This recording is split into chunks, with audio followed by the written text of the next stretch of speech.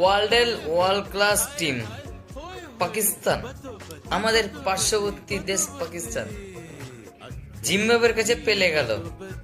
প্রথম ওডিআই ম্যাচে জিম্বাবুয়ের কাছে হেরে গেল আমাদের পাকিস্তান। আমরা 3-0 হারার পর পাকিস্তান আমাদেরকে নিয়ে কত ট্রোল করেছে, পাকিস্তানের সাথে বাংলাদেশও ট্রোল করেছে। তারা এখন জিম্বাবুয়ের কাছে হেরে গেছে। জিম্বাবুয়ের কাছে আমাদের সি টিম ডি টিম খেলতে যায়, ইন্ডিয়ার সি টিম ডি টিম।